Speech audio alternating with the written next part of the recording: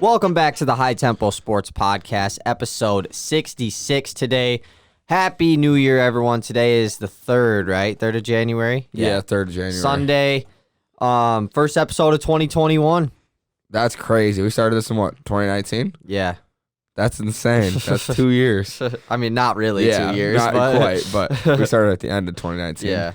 But, it's the first episode of the new year. 2021 hopefully is going to be a good year for our podcast as we hope to, continue to grow throughout the year. So yeah, hopefully 2021 is a good year for everybody this year. Exactly, yeah. So starting off with some news, first thing I want to say is RIP to NBA player Paul Westphal, played for the Phoenix Suns for a majority of his career. Pretty sure he was involved with a front office position with them as well. So RIP to Paul Westphal. Next, some crazy stuff going on in the NFL today. Obviously, today is Sunday. Usually we record on Saturdays, but it's on Sunday today. The Saints have no running backs in today's game. Alvin Kamara got COVID, and all the other running backs were exposed to him.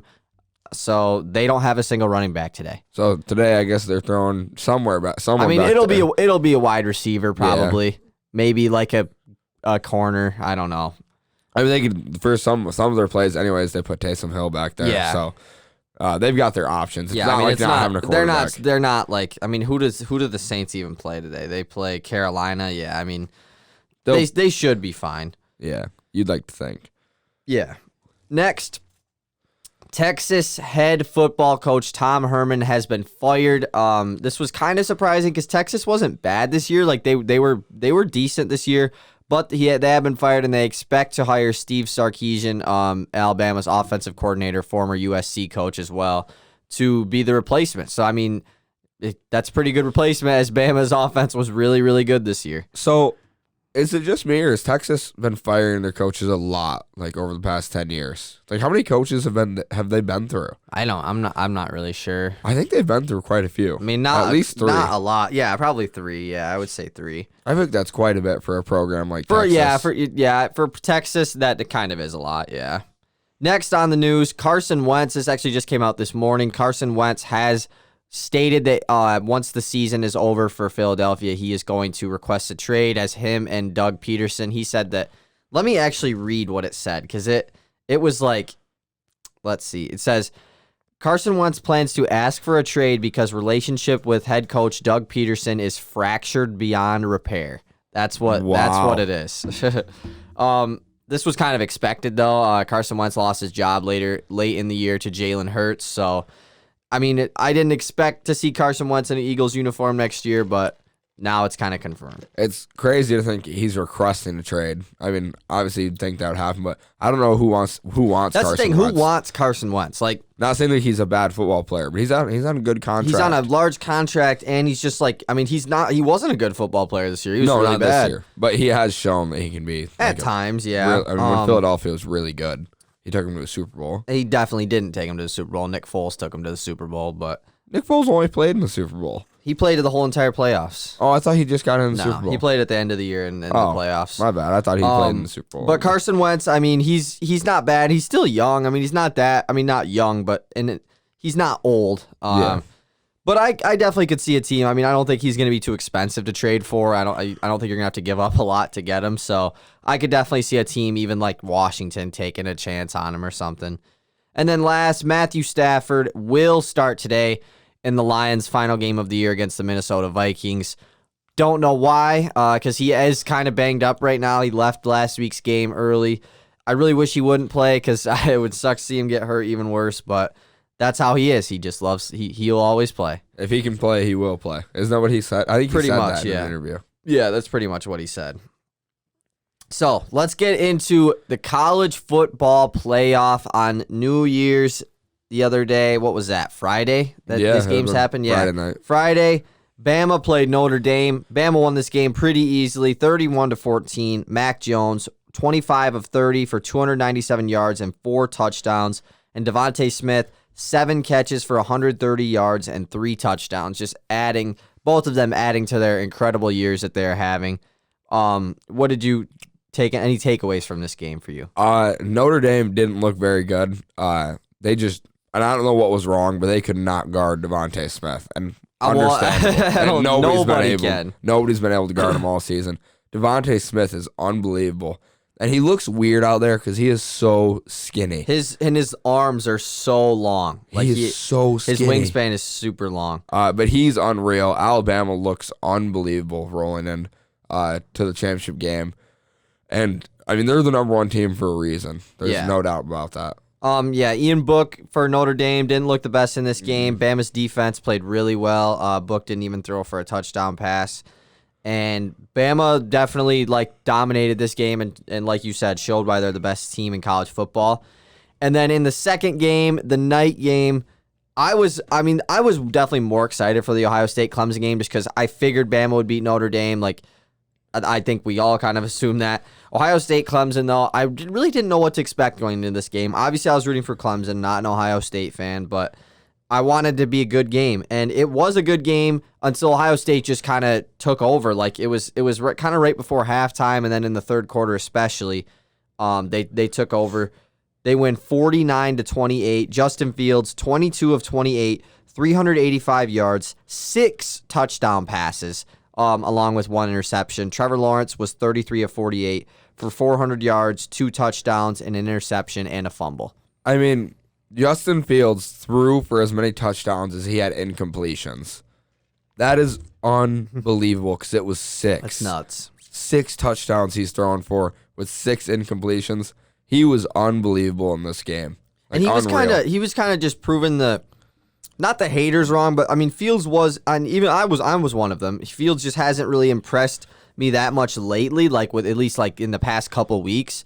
But, I mean, this game, he dominated. Because Ohio State, in the Big Ten championship game, it was Trey Sermon running for 300-some rushing yards. Trey Sermon did have another super good game. He had 190 yards. But Fields was just excellent. He was so good in this game and proving that he definitely should be a top 5 quarterback pick. In the recent mock drafts, he has become the 3rd quarterback drafted. Zach Wilson has jumped Justin Fields.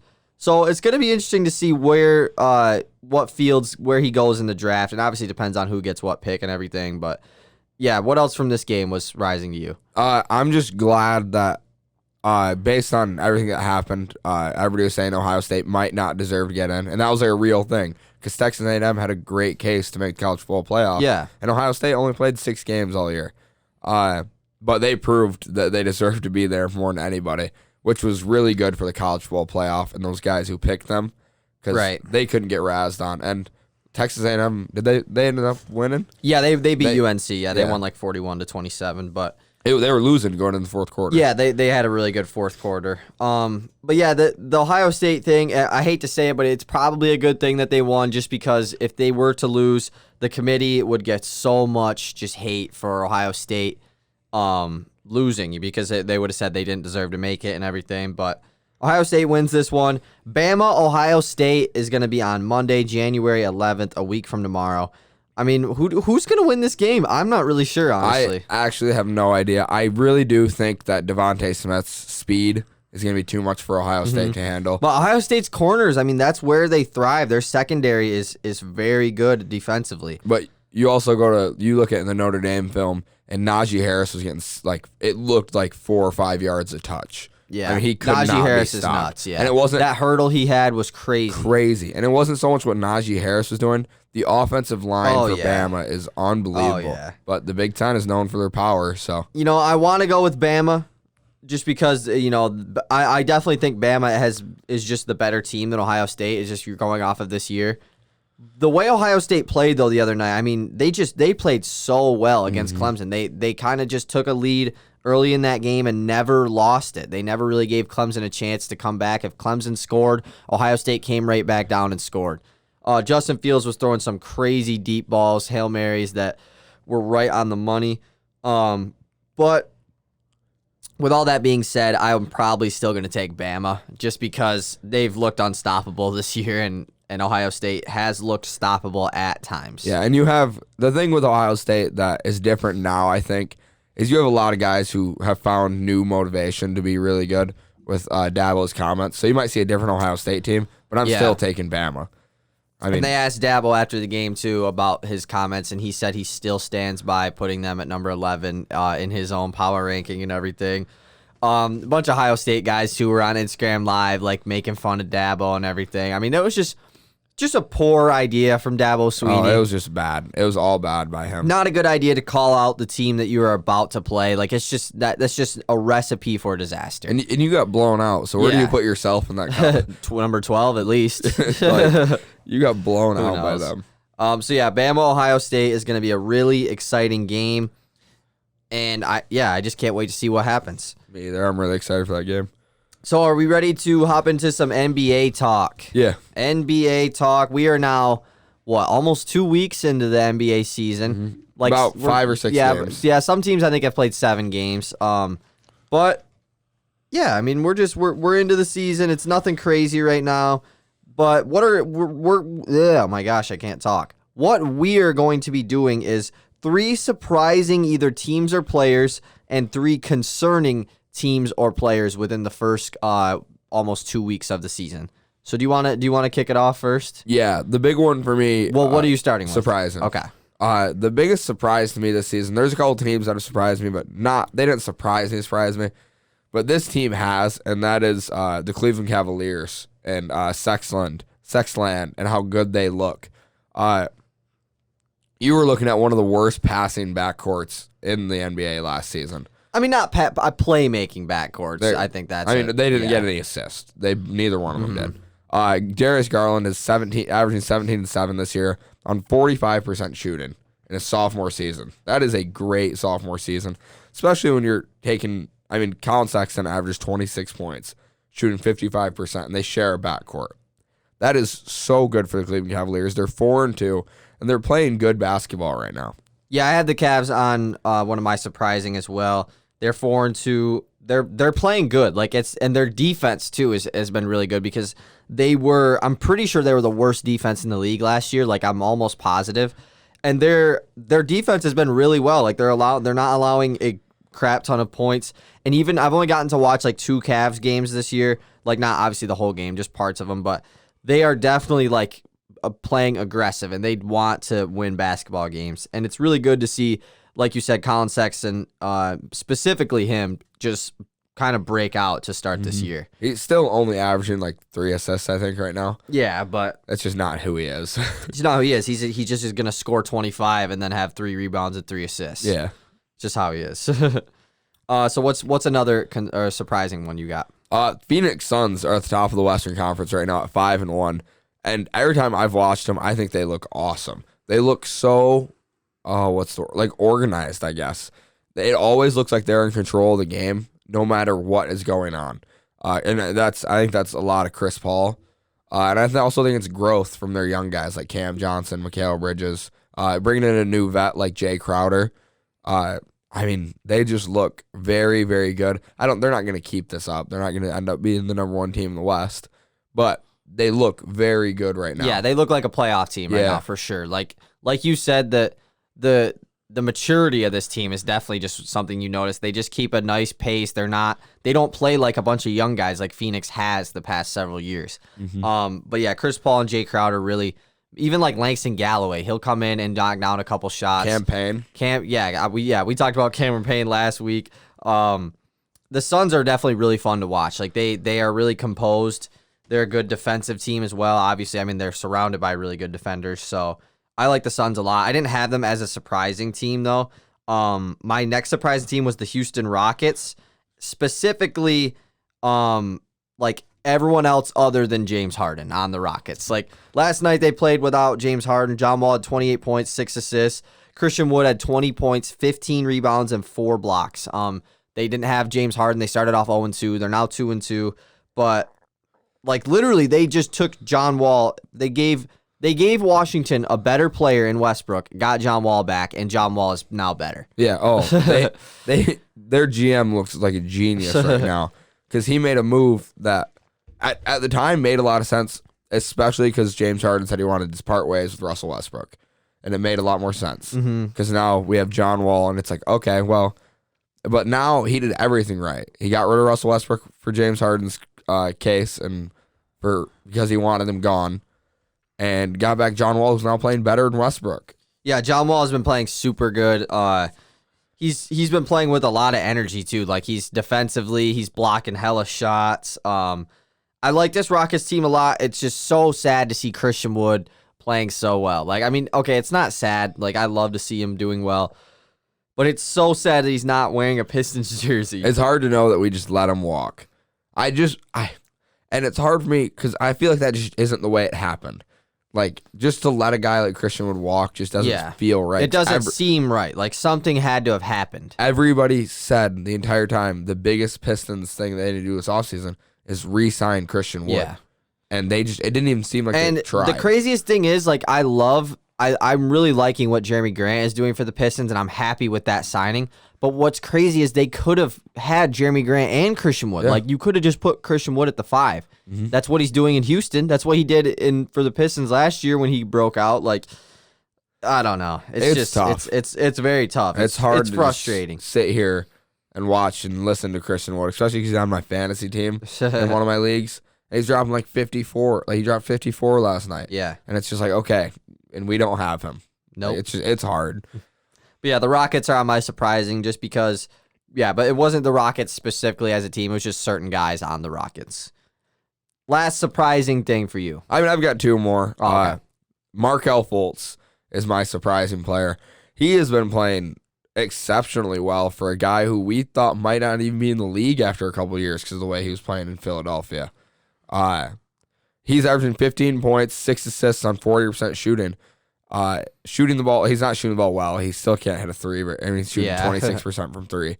But I mean, for a guy that we thought at one point like looked like an absolute bust, like waste of a pick, which he was for Philadelphia. He was a waste of a pick for Philadelphia. But he's looking really good for Orlando and playing on not a competent Orlando team, but a good Orlando team. Yeah, I mean, they're right 4-2, aren't they? I'm pretty sure they're 4-2. They were one of the last undefeated teams in the league. Yeah, they were the last undefeated team before they lost. Yeah. Markelle Fultz has been playing pretty well, though. Yeah, I like watching Markelle Fultz play. I mean, the thing is, too, I like Cole Anthony coming in as his backup. Like, he does a great job coming in and kind of doing what Fultz does. I mean, obviously, they're not the same player at all, but I like Fultz's game a lot. He definitely is a guy who I kind of wish I would have picked him up in fantasy, but we'll see. You have him, right? Yeah, has he been doing good? Yeah, he had 22 last night, so, I mean. It's not bad. It's all right. My last surprising thing is the Memphis Grizzlies right now. I don't have Ja Morant, don't have Jaren Jackson. There's a couple other players that have just been like missing a certain specific games. But they're 2-3. They're not good, but they had a really big win the other night. And Dylan Brooks and Kyle Anderson have both kind of been stepping up for this team a lot. Like Dylan Brooks had 20 the other night. Kyle Anderson's been shooting the ball really well, playing good defense. So for what the Grizzlies are dealing with as far as their 2 young stars and definitely their 2 best players in Ja Morant and Jaren Jackson being out, they're not playing bad.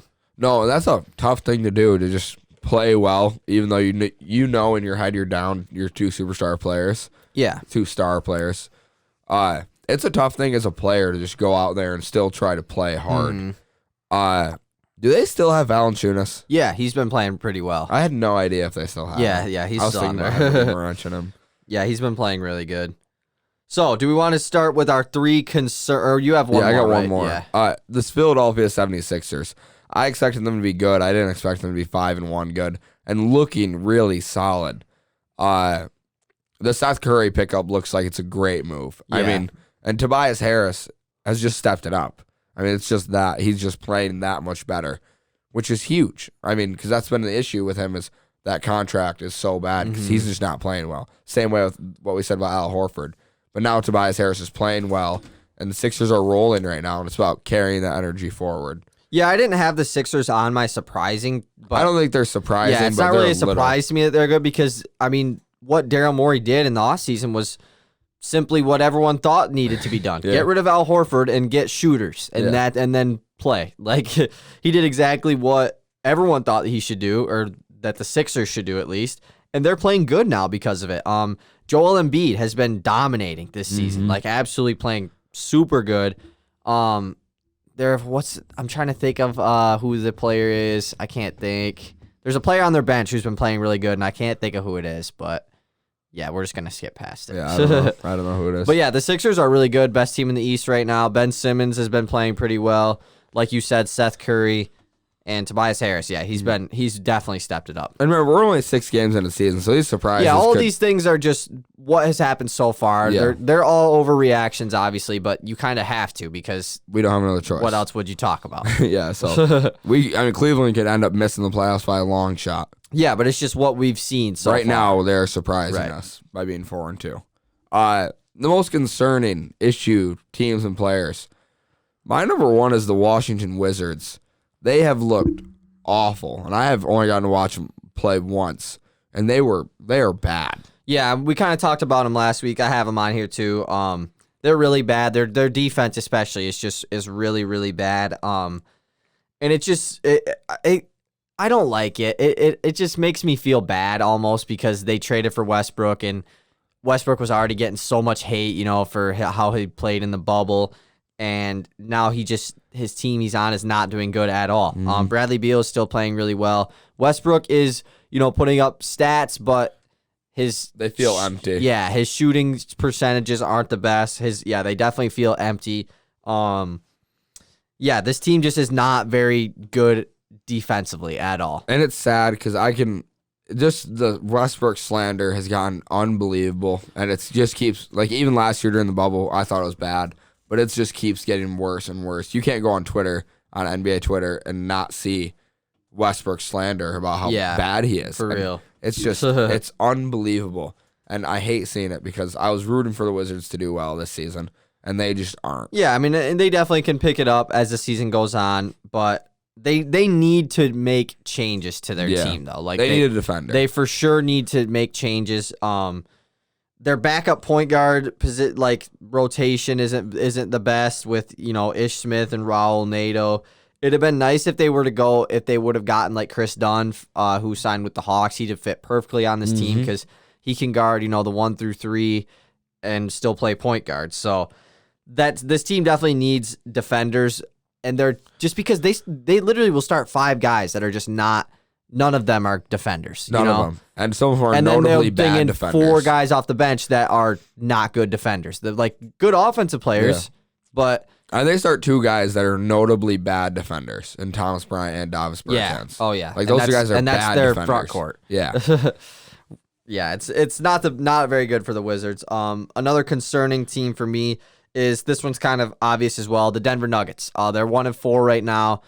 A team that made the Western Conference Finals last year, looking to get better. The loss of Jeremy Grant and Mason Plumlee actually looks like to be hurting this team. The lack of depth. Michael Porter Jr. hasn't played, I don't think, in 2 games. I don't know if he's just resting, but he hasn't played in a couple games. But the lack of depth for this team definitely is hurting this team because when Will Barton or Gary Harris are both not really playing that well, they don't have a lot of guys who can come in off the bench and are like, all right, I will come in and do really well. Yeah, and we've seen Mason Plumlee and Jeremy Grant do awesome on the Pistons. Yeah, but I mean, they're in different roles, though. Yeah, and they'd have been doing exactly what they did last year if they were still on the Nuggets. But I think they're missing a lot of Mason Plumlee's, because Mason Plumlee, he's not a baby Jokic by any means, but he's a solid playmaker. He plays like Jokic. Yeah, he's a very solid playmaker, and I think any team would miss that. You know what I mean? Yeah. Any big man that can play make is. And Jeremy Grant is his all-around game. I mean, he can do pretty much a little bit of everything.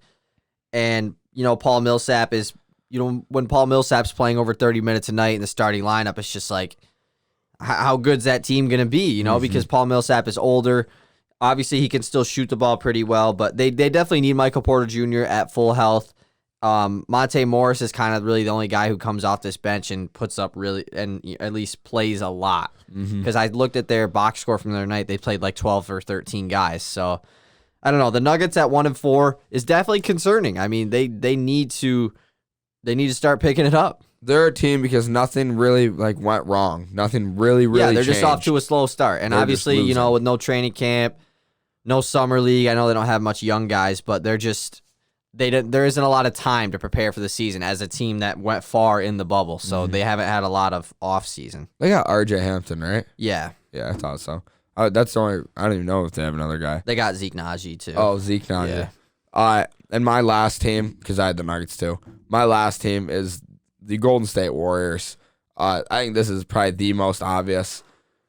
You could also just say Kelly Oubre, for that matter. Yeah. They do not look good. Steph looks very easy to guard without Clay. Kelly Oubre is 1 for 25 from 3. Yeah.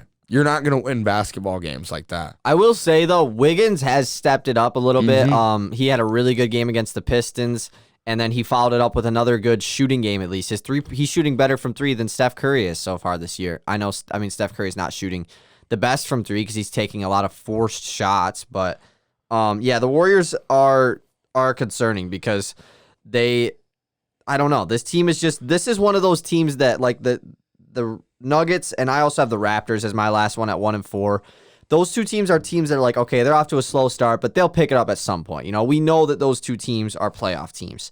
The Warriors, on the other hand, is like, can the Warriors make the playoffs? Like, I really don't know because they just have a lot of guys who aren't really in that Warriors system, used to that Warriors system, playing in it. Like, it's just Steph Curry pretty much right now. Playing with Steph Curry in the system. It's a whole different system when you throw Steph in there. And, like, Draymond's the only one, and he played his first game the other night. So, like, this is I saw something about, somebody tweeted something about how Steve Kerr's offense is, like, calculus. Like, it's super complicated to get used to and everything.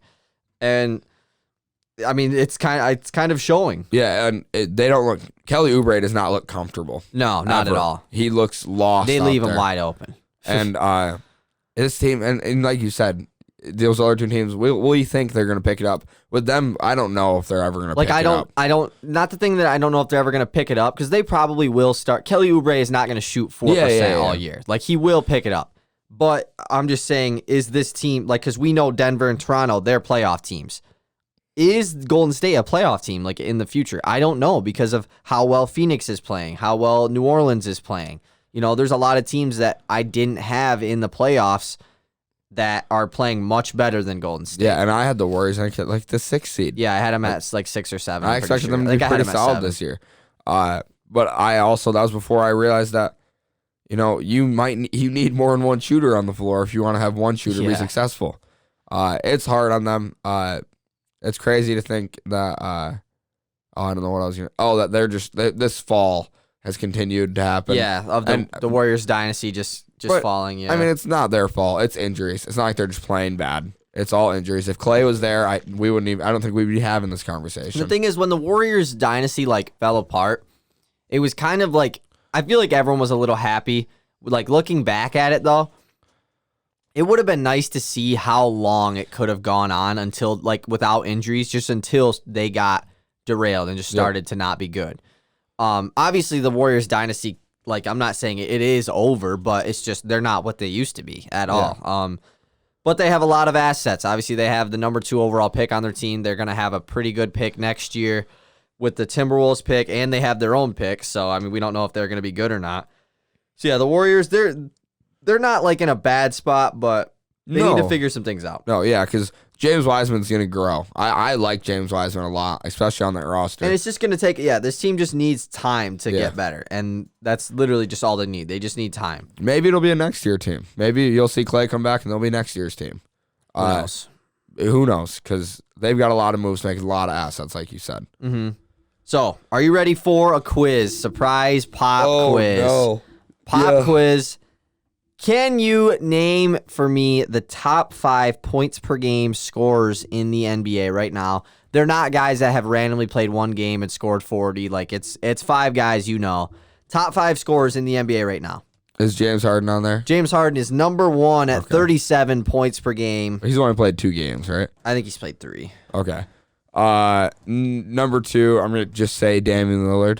Dame Lillard is not on this list. He's been off to a slower start. He had a 30-point game against the Lakers, but Luka. Not Luka. He is also not on this list. Okay, CJ McCollum. CJ McCollum is number 5, 28 points per game. He's been playing very well to start this year. Jason Tatum? No. I didn't think so. He hasn't scored over 30 yet. No. Giannis. Giannis is not on this list. He's only had like the one good game. Good point. He hasn't even been having a huge season so far. Holy moly. It's not going to be John Wall? No, not John Wall. Joel Embiid? No. I will give you a hint. These are all Eastern Conference players. Chris Middleton. No. Oh, you can't tell me that was a bad guess. That was a good guess. All Eastern Conference he hasn't players. had these three guys are averaging 31, 28, and 28. Bradley Beal. Middleton's probably scored that one time. Bradley Beal. Bradley Beal's number 2. Yeah, he's averaging 31.2. So these guys, they're tied for third, 28.2 points per game. Oh, man. Both Eastern Conference players. Is Trae Young one of them? Trae Young is one of them, averaging 28.2. The second dude averaging a lot of points this year. 28 points a game. In the East. In the East. Am I forgetting somebody huge? Yeah. Okay, in the East. In the East. Good team in the East. Like, good. they're going to be good. Ben Simmons? No. Ben Simmons. I have no idea. I don't even know if Ben Simmons has had 28 points in his career. Jaylen Brown? No. That's a good guess, though. Man. Good team. I'm going through my Forward. It's not Pascal. No. Giannis. Just Tatum. go through your good teams in the East. Okay, you got the Celtics. I already named Tatum Brown. You got the Bucks. You got Giannis. I named the Sixers. Tobias Harris. No. Raptors will be good, probably. Pascal, no. Oh, Nets, Kevin Durant. Oh, my word. I was like, he hadn't even guessed KD or Kyrie. It's 'cause because Kyrie'd have been a good guess, It's because too. I'm always forgetting about KD. Being in the East. I always forget about that. Or just in general, yeah. I you always forget about I him. always forget about him. So, yeah, that's the top 5 scorers right now. Harden, Beal, KD, Trae Young, and CJ McCollum. I also have the top 5 assists. Do you want to guess those, too, or no? Just real quick. Yeah. I know Tebow was just screaming at me. Easton, it's KD. I know he was. Probably. Do you want to guess the top 5 assists guys, too? I don't know if I'd be able to. They're all all-star players. Chris Paul is number 3 with 8.7 assists. Kyrie is not on here. Kemba hasn't even played a game this year. I knew that. All stars? Yeah, they're all Harden. all-stars. Harden's number 2, 11 assists a game. Luka? No. Why is he not anywhere on this? He hadn't really been playing good this year. Damian Lillard? No. LeBron? No. East or West? Number 1 is like crazy. You probably won't guess him that he's number 1. Oh, like really? No, you know him, but you probably won't think he's number 1. Jamal Murray? No. Number 4 and 5 are Eastern Conference point guards. Trae Young, 8.3 assists. Number 4. And Ben Simmons. No, that's a good guess, though. Another Eastern Conference point guard. Lowry, yep. Lowry's averaging 8.2 assists. So number 1, this guy's averaging 13 assists per game. And he's not played. It's not like he's played one game. I'm pretty sure he's played every game this year. In the West or East? In the West. In the West. Point guard that I wouldn't expect. I never said it was a point guard. Oh, yeah. I didn't. You didn't say it was point guard. In the West. That kind of gives it away that it's not a point guard. Yeah. In the West, 13 is. If you don't get it, is it in a couple, Jokic? it's Jokic. Oh my Jokic word. averaging 13 assists per game right now. I would have guessed him right away if you. Isn't that crazy? Yeah, but not first. Yeah. I would never guess him. Holy moly, 13. Yeah, that's insane. I know. Pretty crazy year so far from Jokic, even though his team is doing really bad. Another thing a player that I completely forgot I wanted to put on my surprising players was Domantas Sabonis. He's been playing super well this year. He's averaging 20, 11, and 8. He's gotten at least one triple-double this year, I know. He just bullies dudes in the paints. He's playing old school basketball, but he also playmakes. He's playing kind of like his father did, Arvidas. And he can stretch the floor a little bit. Yeah, not in crazy amount, not like Miles Turner or nothing, but he's definitely not a liability. Where you can't just leave him wide open. He'll shoot it. And he, I saw a TikTok and it said overreacting to the first 2 weeks of the NBA season, and just said Domantas Sabonis is a top 3 power forward in the league. But I don't even. No, and he's not. But it's overreacting. Right. Is what he's saying. Charles Barkley said Sabonis is a top 10 to 15 player in the league right now. That's nuts. Where is Sabonis? Thinking about our top 10 to 15. I got to see where I put Sabonis on our top 50 players. What episode was that? I don't know. I'll I'll just go back until we find it. Because, like, there's no way he was top 20, right? Like, there's no way. Absolutely not. Here it is. It is episode 57. Sabonis was 40 for me. Yeah, he was... Where is Sabonis on here? He's got to be on here. There's no way I just, like, didn't have him. Oh, my God. Where is he? You don't have Sabonis? You have to. He's 37. There he is. Okay. I was like, where is Sabonis at? Yeah, he's number 37 on my list. So, but like, think about, here's my top 15, right? I'm just going to name, you're telling me he's better than Pascal. Well, right now he is. to start the year, yes. Embiid, Clay, Paul George, Jimmy, Dame, Luka. Like, he's not with those like, guys. you can take Clay out, obviously, because of injury, but other than that, you can't put him over Jason Tatum or Book or CP or I don't know who you had in your list. I mean, Tatum's an interesting case because he's just had a couple games this year where he doesn't take advantage of his ability to like score at the basket. Like he takes a lot of like Harden-esque shots, he does a lot of sidestep shots that are very contested and that he really doesn't make a lot of them. Jaylen Brown honestly has been playing better than Tatum so far this year. I like I almost put the Celtics as a concerning team. I put them like next to it, but they're playing without Kemba Walker, so it's kind of difficult. And they're a weird team. They're trying to figure out what their starting lineup is going to be going forward. I don't know what the best starting lineup for them is once Kemba comes back, because I mean, the other night they started Marcus Smart, Jaylen Brown, Tatum, and then started Tice and Tristan Thompson. Like, there's no way that's their starting lineup going forward. You can't. And start they lost to both the big men. Pistons too. Yeah, you can't start both those big men. No, it just won't work. Daniel Tice, you got to bench him. He got put on a poster by Jeremy Grant. So yeah, that was gnarly. Shout out to Jeremy. I mean, let's talk about the Pistons. We haven't talked about the Pistons yet. They played tonight against the Celtics again. What time? Probably like 7 or 8. It's Eastern Conference time. So yeah, the Pistons got their first win against the Celtics. Saddiq Bey has been the man so far. Oh, he's been shooting the lights out. Hit 5 threes the other night. I'm pretty sure he did that in another game. Yeah, he's already done that once. I wonder what he's shooting from 3 right now. You can look it up. I'm going to look it up. Saddiq Bey has looked like our best number 1 overall pick. Or number one. Pick. First round pick. Killian Hayes isn't looking bad. He just looks like a young point guard getting his feet wet. Yeah, like I have no opinion on Killian yet. Like, yeah, he hasn't been that good, but he also he's got 3 weeks of practice. And he's from overseas too. Yeah. Like, he didn't even play college. Sekou, we're still there's still a minutes issue with Sekou. I want to see him playing more. But also Jeremy Grant is balling. Yeah, Jeremy Grant, real quick, Saddiq Bey is shooting 45.5% from 3. But how many has he hit?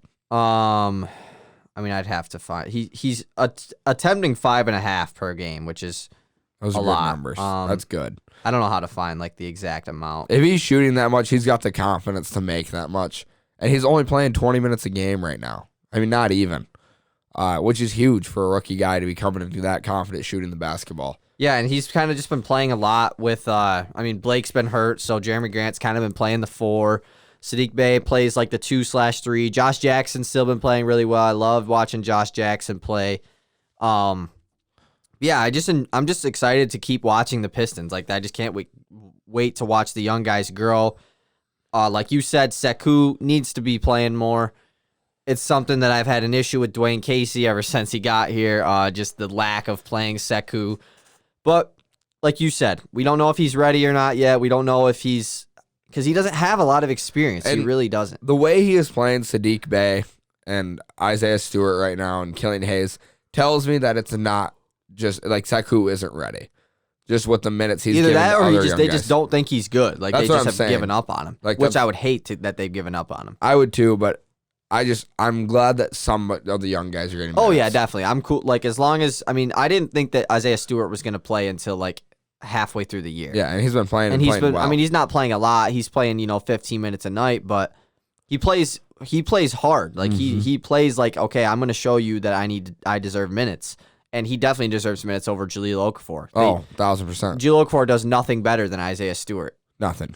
Like, at all. No. Isaiah Stewart is just Jahlil Okafor, his time is done. And I hate to say he doesn't fit in the league. His time is done. And what I mean, he's too old school. His game style does not fit in the league anymore. And he can't play. If he could play defense, it'd be different, but he just can't. Anything else you want to talk about with the Pistons? I mean, I'm trying to think about. There's really nothing else I really want to talk about. LaMelo Ball had his first really good game for the Hornets. He had like 20. What did he have? 22, 8 and 5 or something. Had like 50 fantasy points. Hit some crazy deep threes. It's good to see Melo Ball have a good game because like he was having really bad. I mean, not bad games, but he put up a donut in his first game. The people were already starting to doubt LaMelo Ball way too early in his career. You can't really like question any of the rookies so far. Like you can't just say like you can't react to the rookies really. It's just such a weird offseason. They have like the rookies get the most benefit out of the offseason than any other player because they get the summer league. They have like a month-long training camp. There's just so much. The preseason is way longer. There's so much more adapting period in a regular NBA season than there was this year. So, like, if a rookie's doing bad, give me like 2 months, and then I'll start to say, okay, LaMelo Ball. I'll just start giving my opinions. But that's just not what I'm. You might even have to give me a full off season before I start judging. You might give me a whole year. Yeah, like this time next year, sure. Yeah. Speaking of guys taking a whole offseason, the Atlanta Hawks have been really fun, but specifically Cam Reddish and DeAndre Hunter have both been playing really well. I mean, obviously, Gallo's been kind of banged up with injury. I'm pretty sure Bogdanovich sat a game or two. Tony Snell, I don't know if he fits in their rotation or not, but he hasn't been playing. Cam Reddish and DeAndre Hunter, though, have really like shown that they grew this offseason. Like, they got better as players. Cam Reddish is a really good all-around player now, and Hunter plays excellent defense, been shooting the ball pretty well. That Hawks team is going to be interesting. They're dangerous moving forward. Yeah. They remind me a lot of what the Nuggets were last year. Like, very similar. Yeah. Not in, like, style or anything, but just, like... I get what you mean. Just the depth that they have. And it's just weird with the Hawks because I don't know, once this team starts to get, through the halfway point of the year, they're going to try to figure out all of their rotations and everything. And I don't know where Cam Reddish and DeAndre Hunter fall in that as far as how much minutes each of them are going to get because of Gallinari is going to be there and Bogdanovich is going to be there. With Rondo now playing again, Chris Dunn. I don't even know if he's been playing at all. I haven't checked the box score. They have a lot of guys that don't. Let me check their last game box score. I'm curious how many minutes Onyeka Okongwu's playing. I don't think he has played. Has he played? That would be nuts. As like what? No, like I don't think he's been healthy. Like I don't. Okay. I don't know. I'd have to check. I have no idea if he's been healthy or not. I think we would have seen something about him. I don't know. Yeah, they lost to the Cavs last night. Let's check here. So, yeah, they had DeAndre Hunter played 31 minutes. John Collins had 34 minutes, but he freaking dunked on, or this wasn't in this game, but he's been dunking on dudes like crazy. Cam Reddish played 24. Capella played 31. Trae Young played 34. Yeah, Noah Okongwu. I don't think he's played yet. Herter had 20. Herter's another guy who I forget's even on this team. Kevin Herter, 28 minutes. So deep. Yeah. They don't have enough minutes to go around for this. Solomon roster. Hill, Caveman, he had 11 minutes. He plays. Caveman. Bruno Fernando still gets a lot of minutes for this team. Yeah, Dante Exum started for the Cavs last night. They started Exum, Sexton, and Garland. Oh my word! I mean, Exum is like 6'6", but he came he's to a the league point as guard. a point They're guard. starting 3 point guards with Nance and Drummond. That's awesome. Oh, that's pretty funny. But yeah, the Hawks they're a pretty dangerous team going forward. Did you see last night Brandon Ingram got fouled walking to the line telling the Raptors it's over, that the game's over. He's going to knock down the free throws to ice it, and he did exactly that. He had 31 last night. Holy moly, I didn't see that. Yeah, he's been playing really well. Bledsoe had a pretty good game last night, too. I like hearing that out of BI. I love it. BI caught an attitude. I actually have a question for you because I've been actually seeing this comparison a lot on TikTok lately. Who is a better player, Ingram or Tatum? Because I saw this thing that said it was a poll and it said whose numbers are better, and it just straight up showed the numbers, not the players' names. Not the players' names. And Ingram's numbers won by a crap ton. And then it said, what if I told you this player has a better supporting cast and a better coach, and it was Jason Tatum, and this player is on a worse team with a worse coach? Would you still pick this guy on the right? And Ingram even got more votes because he's on a worse team, worse supporting cast. Ingram's been playing really well. Really well. Like he's the an all-star. Ingram and Tatum comparison is they're really similar players. But I'm starting to lean towards Ingram. I think Ingram's a better playmaker. Yeah, he is. Ingram is a lot. I think he's a better playmaker for sure. Yeah. Yeah, Ingram, he said it's over as he was walking to the line. That's what it said. That is and it's crazy because they were, 2 drafts apart? There was one draft, and there wasn't even one. Yeah, no, they were one apart. One apart. Because Tatum was 2017, Ingram was 2016. Yeah. Like, that is, like, those guys, it's a perfect comparison. They're going to keep growing together as NBA stars. I mean, and they could be, it could be a rivalry in the future. It could be the next KD and LeBron. I would love if they both played in the East. I would love if Brandon Ingram played in the East. Yeah. So they can meet in the Eastern Conference Finals. Because the likelihood of 2 players like that, like we never saw Kobe and Bron get to play in the finals against each other. Just because they played it's super crazy. You definitely think that would have happened at some point. And it just doesn't happen because they're separate. And if they're in the same conference, they would have played eventually. Mm-hmm. That's where I wish these rivalries, the interconference rivalries are great. Yeah, they really are. I'm just kind of checking out box scores from certain games, seeing like the minutes of the games that I haven't really been able to watch.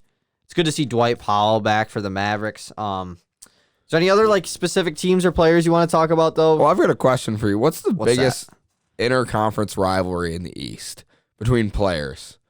Between players? Yeah, like 2 players. Probably Jimmy Butler and TJ Warren. See, I was thinking Embiid and Drummond.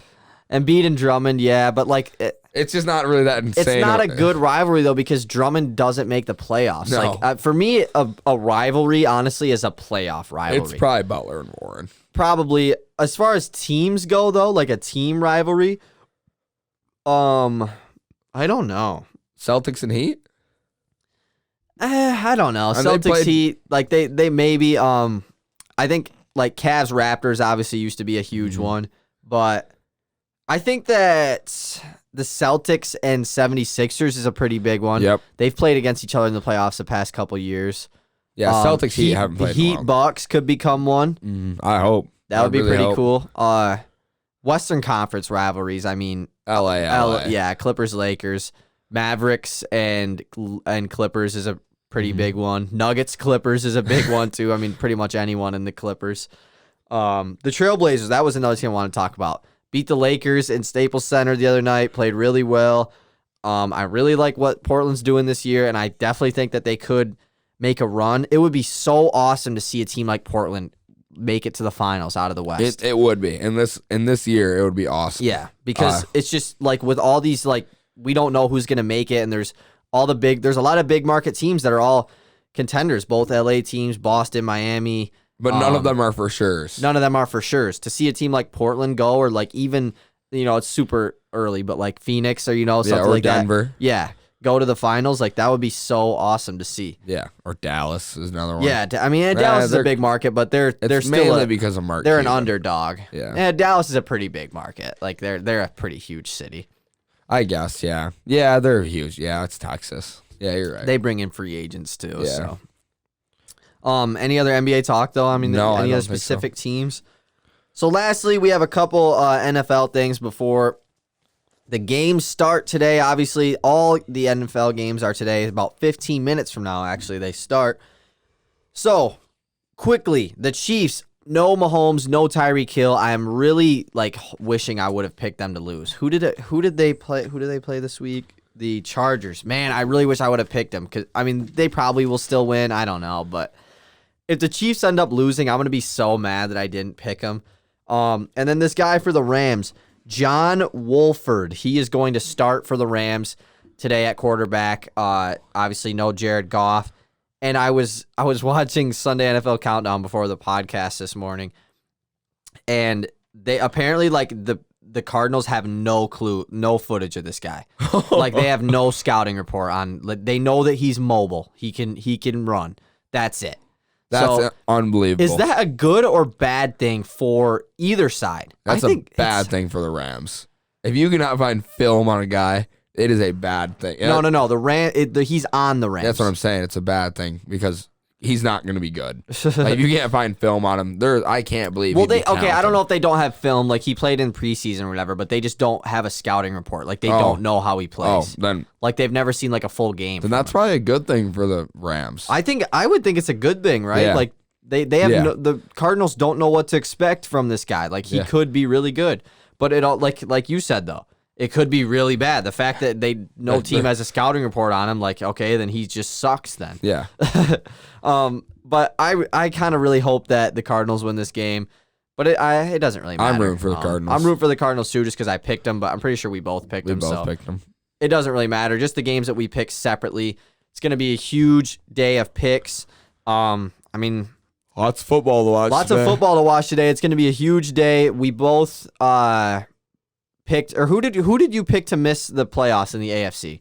Was it the Colts, right? I think you said the Colts were going to miss. Yeah, I think I said the Browns were going to miss because I picked them to lose. Hopefully the Bears don't make the playoffs. I mean, hopefully the Cardinals and Rams both get in. That would be cool. But we will find out. Does that wrap it up today? Anything else you want to talk about? I think that wraps it up. Yeah, kind of a little bit shorter of an episode today, but we'll be back Wednesday to start talking about the NFL playoffs. And yeah, that'll be it. Happy New Year.